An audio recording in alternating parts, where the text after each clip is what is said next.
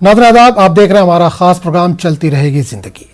नाज़रीन, मुल्क के बेशतर रियासतों में तालीमी सरगर्मियों का आगाज हो गया है। बच्चे खुशी खुशी स्कूल जा रहे हैं।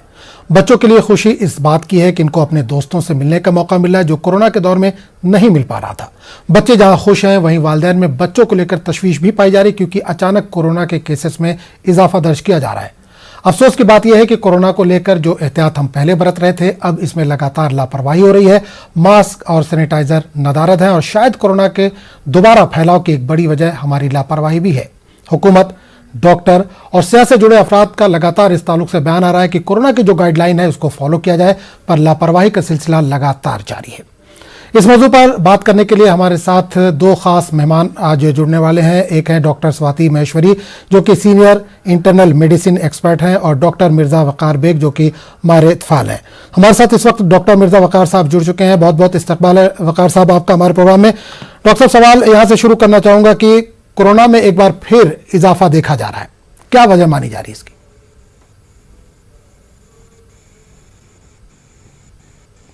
देखिए, जैसे कि प्रेडिक्शन था कि जून में केसेस बढ़ेंगे, तो उस तरह से कुछ केसेस राइज पे आ रहे हैं, प्रोटोकॉल्स को इग्नोर कर रहे हैं, और हमें ऐसा लग रहा है कि हमने कोरोना से निजात हमें मिल गई है।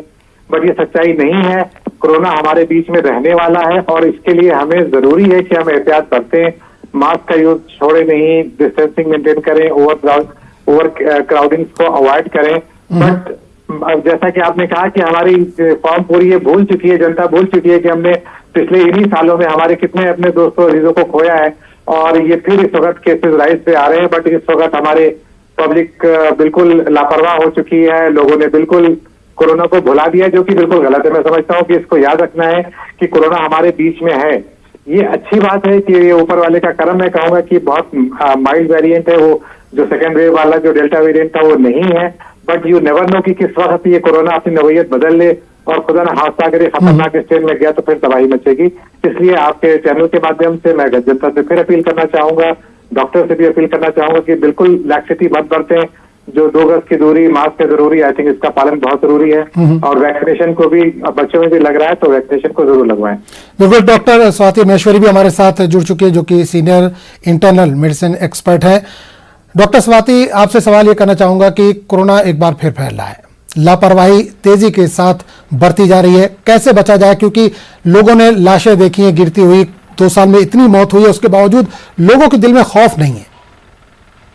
बिल्कुल आजम जी, लेकिन देखिए, अब मैं ये बोलूंगी कि जिस तरह से पिछले 3 सालों में अब कोविड इवॉल्व हुआ है, हमें भी अपनी स्ट्रैटेजी चेंज करने की ज़रूरत है। हमें पहली बात ये समझनी होगी कि जिस तरह से मौसमी बुखार, मौसमी परेशानियां, तरह तरह की बीमारियां सामने आती हैं, जैसे डेंगू, टाइफॉइड, हेपेटाइटिस, उसी तरह से कोविड भी हमारे बीच में रहने वाला है। ये अभी कहीं जा नहीं रहा है, और इसके वेरिएंट्स भी लगातार हम देख रहे हैं कि आते ही जाते हैं। ऐसी स्थिति में हमें भी अपनी स्ट्रैटेजी बदलने की ज़रूरत है कि जब भी हमें ऐसा लगता है कि अब संक्रमण बढ़ रहा है और अब दर जो है धीरे धीरे ऊंची जा रही है, तब हमें प्रोटेक्टिव और कॉम्बैट मोड में आने की जरूरत है। तब जरूरत है कि हम इस बात को रियलाइज करें कि अब जो कोविड एप्रोप्रिएट बिहेवियर हमें लगातार 3 साल से फॉलो कर रहे हैं, उनको और ज्यादा मुस्तैदी से फॉलो करने की जरूरत है इस वक्त। क्योंकि जब संक्रमण बढ़ता है तब ज्यादा लोगों में फैलता है, और ज्यादा लोग पीड़ित होते हैं।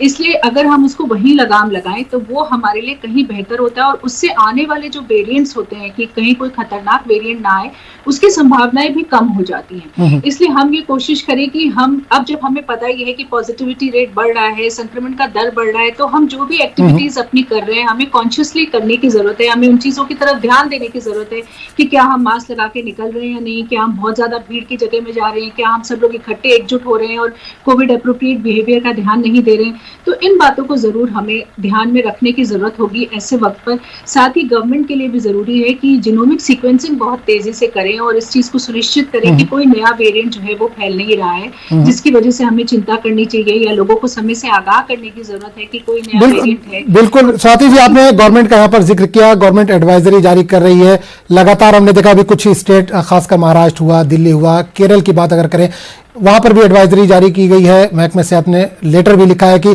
कोरोना तेजी से बढ़ रहा है, इसको कंट्रोल किया जाए। तो क्या सिर्फ एडवाइजरी जारी करने से ही हम इसको कंट्रोल कर सकते हैं, या सेंटर भी इसमें कुछ हेल्प कर सकता है, मदद कर सकता है?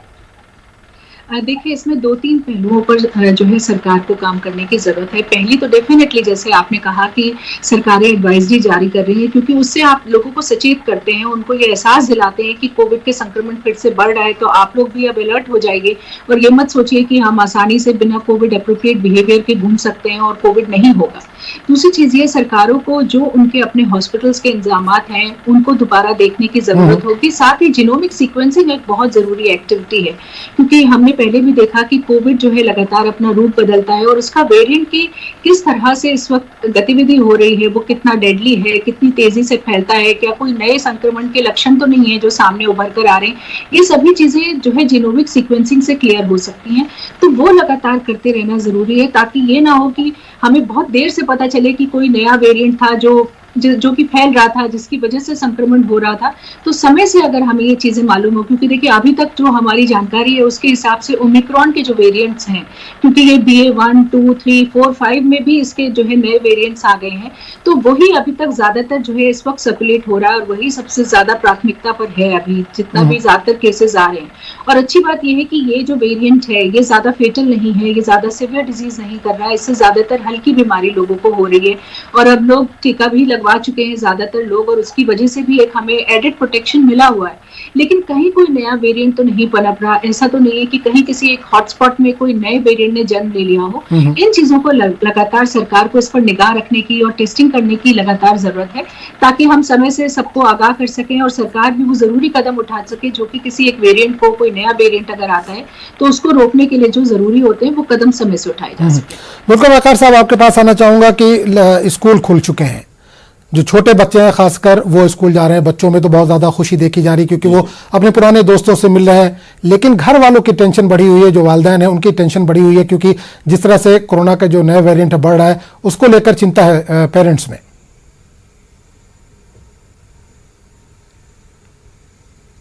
जी देखिए, चिंता तो है पेरेंट्स में, बट पेरेंट्स खुद ही तो वॉयलेट कर रहे हैं। अगर आप देखें, स्कूल जाने से ज्यादातर मैं समझता हूं कि जो स्कूल में सबसे अच्छी बात ये रही कि वैक्सीनेशन का जो अपटेक है वो बच्चों में जो अलाउ की गई इस एज ग्रुप में वो बड़ा अच्छा रहा है। बट अल्टीमेटली अगर हम समाज में जाते हैं, कम्युनिटी में जाते हैं, तो ये वही पेरेंट्स हैं जो कि ओवर क्राउडिंग कर रहे हैं, ये वही पेरेंट्स हैं जो कि हमारे जो कोविड प्रोटोकॉल्स को फॉलो नहीं कर रहे हैं। तो परेशान होने से काम नहीं चलेगा। इन पेरेंट्स को एज ए सोसाइटी मेरे ख्याल से कोविड प्रोटोकॉल को फॉलो करेंगे, तभी उनका बच्चा भी सेफ रहेगा। जैसे कि हमने पहले भी कहा है कि कोविड आपके घर में खुद नहीं आएगा, आप ही उसको घर में लेके चले आएंगे।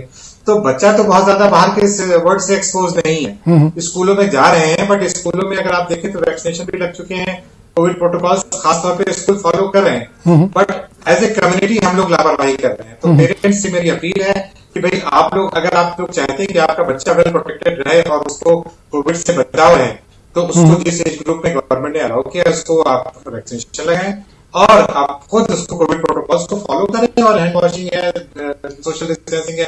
अब आप देखिए शादियों में बुकिंग जो मिल रही है, तो अगर इस तरह से हम लोग लापरवाही करेंगे तो हमारे बच्चे भी सफर करेंगे, हमारे एडल्ट भी सफर करेंगे। तो अगर पेरेंट्स की वाकई they are really concern, then they are the one who have to follow these rules और उनको कोविड प्रोटोकॉल को फॉलो करना चाहिए। जी डॉक्टर स्वाति, स्कूल की क्या जिम्मेदारी है? पेरेंट्स अपने तौर पर जो भी जिम्मेदारी है वो अदा कर रहे हैं या अदा करना चाहिए उनको, स्कूल की तरफ से किस तरह की जिम्मेदारी अदा करनी चाहिए? देखिए, स्कूल का बहुत ही अहम रोल है इस वक्त, क्योंकि बच्चे जब स्कूल जाते हैं तो वहाँ पर कोविड एप्रोप्रिएट बिहेवियर जो है उसका पालन हो रहा है या नहीं हो रहा है, ये स्कूल को ही सुनिश्चित करना होगा। और बहुत सारी एडवाइजरी सरकार की तरफ से भी उनको दी जाती है कि किन बातों को उनको ध्यान रखने की जरूरत है, किस तरह से सैनिटाइजेशन करना है, बच्चों को आपको कितनी दूरी पर बिठाना है, कैसे आपको जो है बच्चों को सैनिटाइजेशन करने के बारे में बताना है कि वो हैंड वॉशिंग करें, मास्क लगाएं।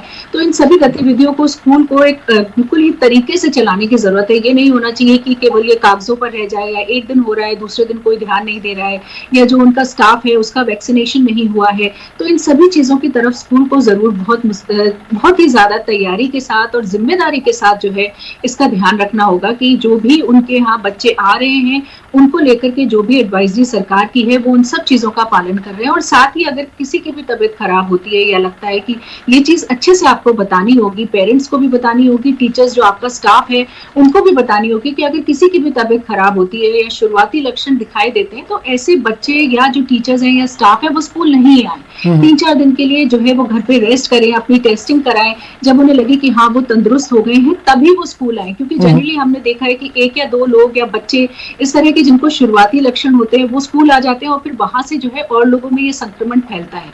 इसलिए इस चीज की जिम्मेदारी सभी को लेने की जरूरत है कि अगर तबीयत खराब है तो हम स्कूल नहीं भेजेंगे।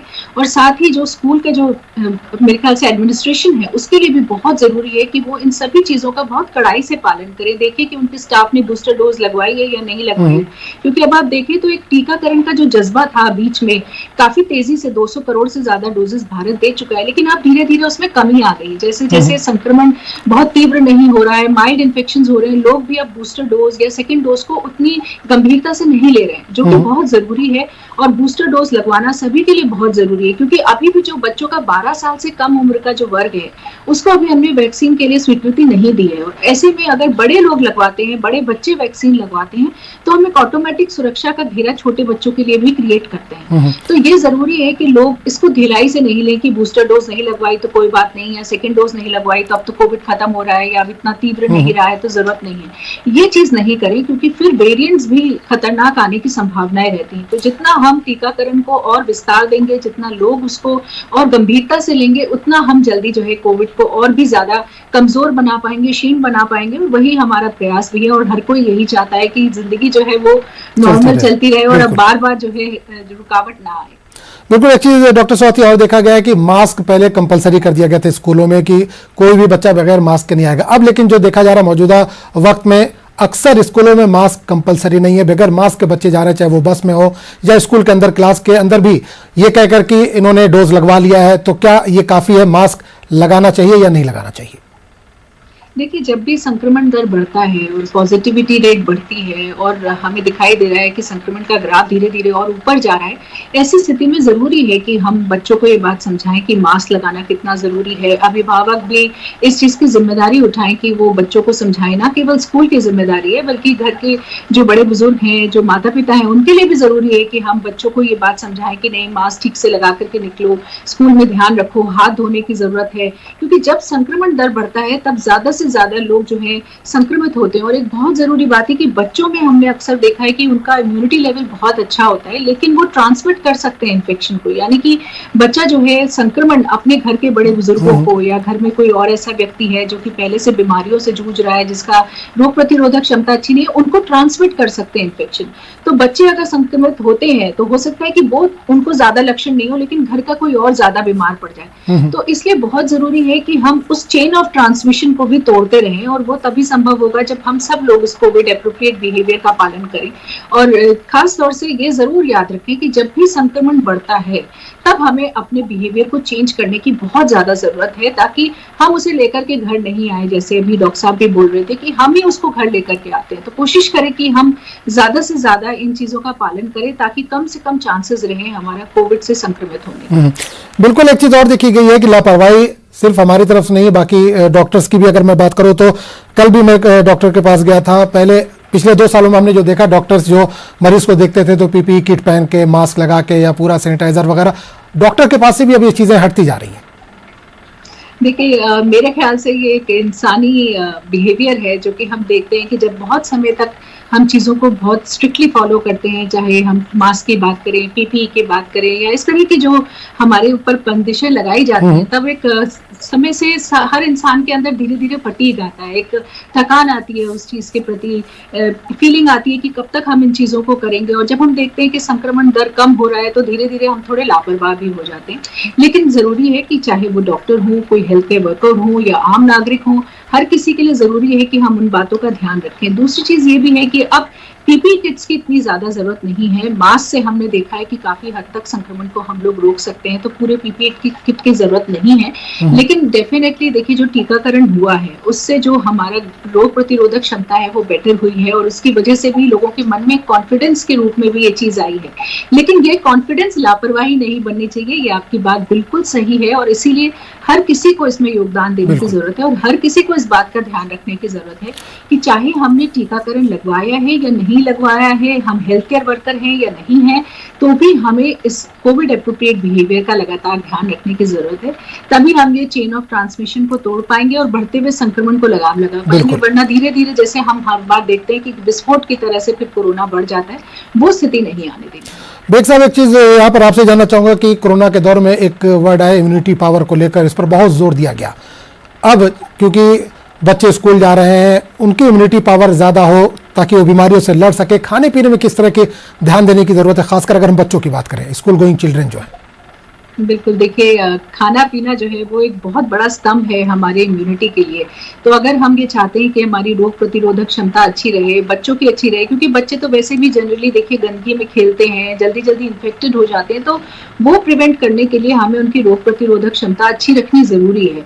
और वो तभी होगा जब हम उनको जंक फूड से या प्रोसेस फूड से या बहुत ज्यादा जो मीठा खाना होता है, बहुत ज्यादा जिसमें शुगर होती है, उन खानों से हमें दूर रखने की बच्चों को जरूरत है। कम से कम हम वो चीजें लोगों को दें, और खास तौर से जो गृहिणियां या जो माता पिता शॉपिंग करते हैं, तब भी हमें ध्यान रखने की जरूरत है कि जो हम हेल्दी फूड कहकर के बाजार में चीजें आ रही हैं, वो भी जब हम पिकअप करते हैं तो देखिए कि उनके पीछे जो इंग्रेडिएंट्स है वो क्या है, क्योंकि आजकल हिडन शुगर जो है वो खाने में बहुत ज्यादा है।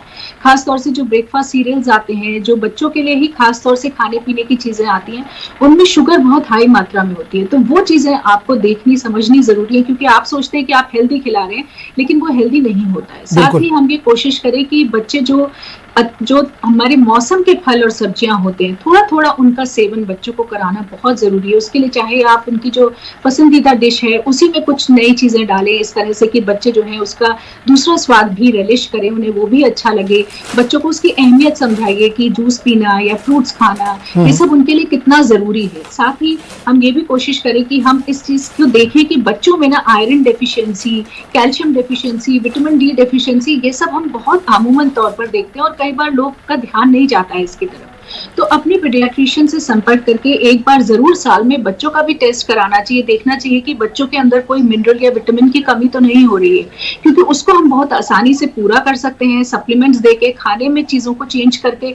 और साथ ही इन चीजों की वजह से बच्चे की ग्रोथ भी रुकती है, तो ना केवल इम्यूनिटी बिल्कुल। डॉक्टर मिर्जा वकार बेग साहब भी हमारे साथ मौजूद है, बच्चों के डॉक्टर हैं, इनसे ही पूछ लेते इस ताल्लुक से।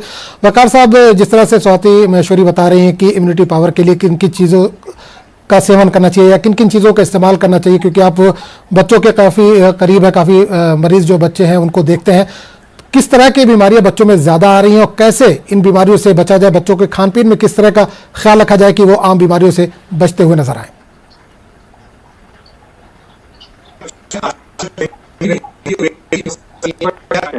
आयरन की डिफिशियंसी, जिंक की डिफिशियंसी, विटामिन डी की डिफिशियंसी, ये सब हमारे इम्यून सिस्टम को कमजोर करती है। इसलिए बच्चों को हेल्दी खाना खाना चाहिए, जंक फूड से अवॉइड करें। और इसके अलावा जो स्लीपिंग पैटर्न आजकल के हमारे बच्चों का डिस्टर्ब हो रहा है, रात में बच्चे 2-2, 3-3 बजे तक जागते रहते हैं, देर में सो के उठते हैं, तो कहीं ना कहीं ये भी हमारे इम्यून सिस्टम को वीक करता है। अगर बच्चा देर में सोएगा तो फिर वो देर में उठेगा, और उसके कभी कभी ब्रेकफास्ट स्किप हो जाएगा, लंच में फिर वो हल्का खाना खाएगा। तो दो तीन चीजें, एक तो अपना मेंटल, आपका जो जैसे कहिए मेंटल हेल्थ के ऊपर ध्यान देना बहुत जरूरी है।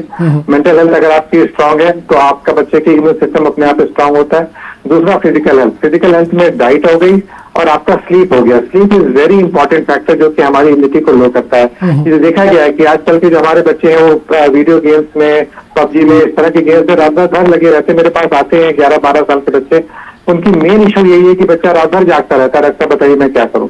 तो कहीं ना कहीं मोबाइल एडिक्शन हमारे बच्चों की इम्यूनिटी पावर को भी इनडायरेक्टली अफेक्ट कर रहा है और हमारे बच्चों की मेंटल हेल्थ को भी खराब कर रहा है।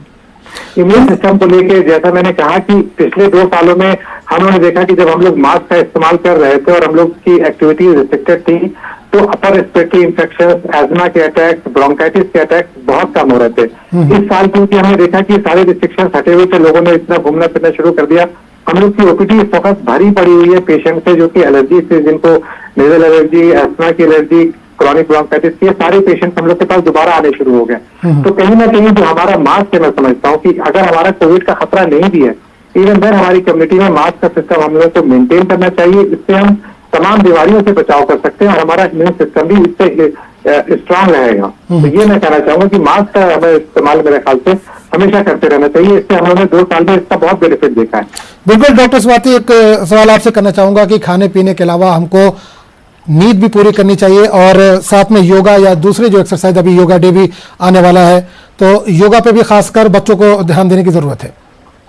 बिल्कुल, मैं यही पॉइंट ऐड करने का सोच भी रही थी कि बहुत ज़रूरी है शरीर के लिए कुछ ना कुछ गतिविधि, एक्सरसाइज, योगा, मेडिटेशन, इस तरह की चीज़ें करना, जिससे कि जो हमारे बॉडी के स्ट्रेस हार्मोन्स होते हैं, जो हमारे बॉडी में टॉक्सिन्स जनरेट हो रहे होते हैं, उन सब से हमें निजात मिलता है। क्योंकि जितनी भी हम एक्सरसाइज, स्पोर्ट्स एक्टिविटीज़, बाहर निकल करके जितनी भी हम वर्जिशें करते हैं, इन सब से हमारी बॉडी के अंदर अच्छे हार्मोन्स, न्यूरोट्रांसमीटर्स रिलीज होते हैं, जो कि बॉडी के सारे तनाव को बाहर निकालते हैं और जो दुष्प्रभाव होता है बहुत सारे टॉक्सिन्स का हमारे शरीर पे, वो सारा दूर हो जाता है। साथ ही देखिए, जो भी आप खाना खा रहे हैं, जो भी चर्बी आप अपनी बॉडी में स्टोर कर रहे हैं, वो भी तभी निकलेगी बाहर, वो भी तभी हमारी बॉडी उसका एक्सपेंडिचर करेगी जब हम कोई इस तरह की एक्टिविटीज में अपने आप को बिजी रखेंगे या कुछ इस तरह का रूटीन अपना लेकर के आएंगे। चाहे हम सिंपल वॉक करें, जो है ब्रिस्क वॉकिंग करिए, या कोई स्पोर्ट्स आपको बहुत पसंद है तो उसमें जो है बच्चों को भी प्रोत्साहित करिए, खुद भी कुछ ना कुछ इस तरह की एक्टिविटी करिए, वो हमारे लिए बहुत ज्यादा जरूरी है। और हम देख रहे हैं कि जितनी भी लाइफस्टाइल डिजीजेज हो रही हैं, डायबिटीज, ब्लड प्रेशर, मोटापा,